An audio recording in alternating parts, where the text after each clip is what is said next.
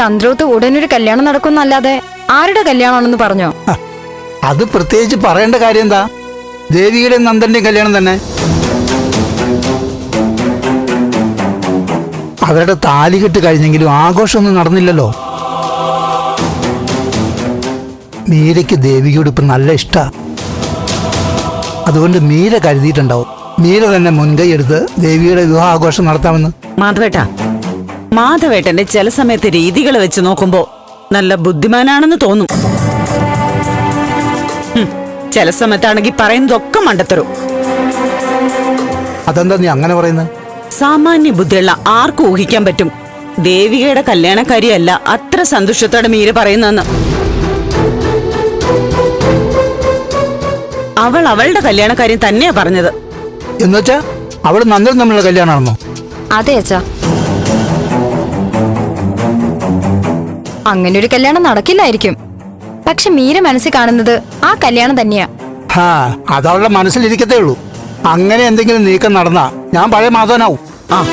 കണ്ടോ, ഒന്നില്ലെങ്കിൽ ആശാന്റെ നെഞ്ചത്ത്, അല്ലെങ്കിൽ കളരിക്ക് പുറത്ത്. മാധവേട്ടൻ കൊല്ലാനും തിന്നാനും ഒന്നും നിൽക്കണ്ട.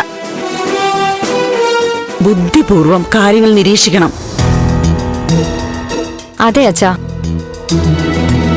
സെക്യൂരിറ്റിയാ, ഗേറ്റിനപ്പുറം പ്രവേശനമില്ല, അങ്ങനെയൊക്കെ അച്ഛൻ പറയാറുണ്ട്. അതൊക്കെ ശരിയാണ്.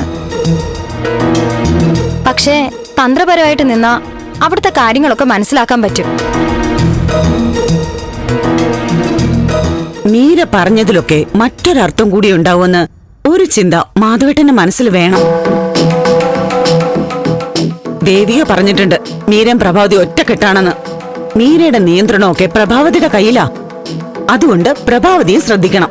നീ പറയുന്നതൊക്കെ എനിക്ക് മനസ്സിലാവുന്നുണ്ട്. അച്ഛാ, ഇനിയുള്ള ദിവസങ്ങള് വളരെ പ്രധാനപ്പെട്ടതാ. അവിടെ നടക്കുന്ന കാര്യങ്ങളിൽ വ്യക്തമായ ശ്രദ്ധ വേണം.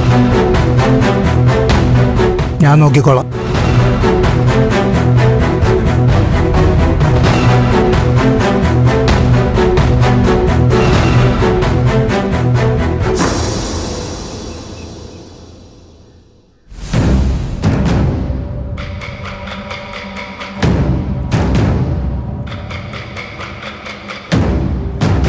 സിധു, മീരയുടെ രീതികളൊക്കെ ശ്രദ്ധിച്ചോ?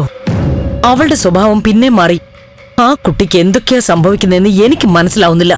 പക്ഷേ എനിക്ക് വ്യക്തമായി മനസ്സിലായി. ഇവിടുത്തെ അന്തരീക്ഷവും പിന്നെ തന്റെ ഉപദേശവും കൂടി മീരയെ വേറൊരു അവസ്ഥയിൽ എത്തിച്ചു. സിധു, അല്ലേ? ശരിയല്ലേ? ഇന്നത്തെ പെരുമാറ്റ രീതിയല്ല നാളെ. അതിന് അടുത്ത ദിവസം സ്വഭാവം വീണ്ടും മാറും.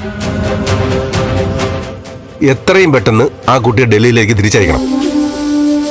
ബലരാമനോട് കാര്യങ്ങൾ പറയണം. ഇതാണ് മീരയുടെ സ്വഭാവം നേരെയാക്കാനുള്ള പോംവഴി. കൊള്ളാം, നല്ല മറുപടി.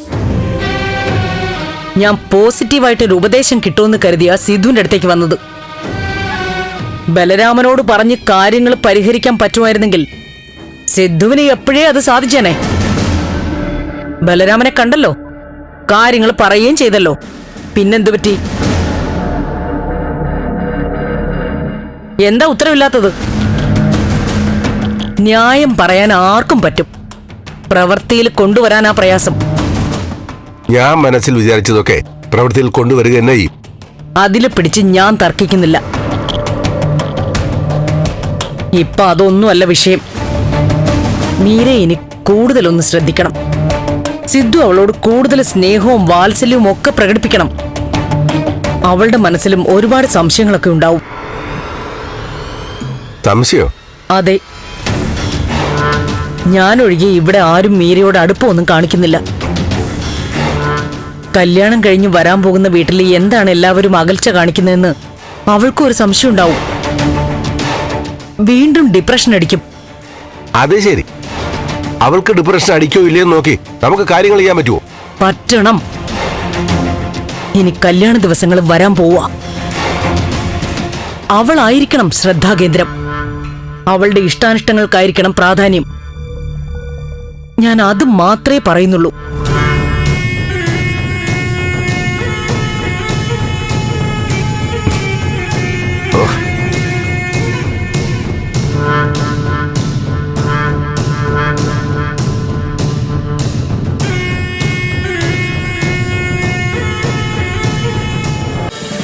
ഫ്ലവേഴ്സ് ഒരുക്കുന്ന കാഴ്ച വസന്തം യൂട്യൂബിൽ പ്രേക്ഷകർക്ക് ലൈവായി കാണാം. ഫ്ലവേഴ്സ് കോമഡിയിൽ ജോയിൻ ചെയ്യൂ, ആസ്വദിക്കൂ.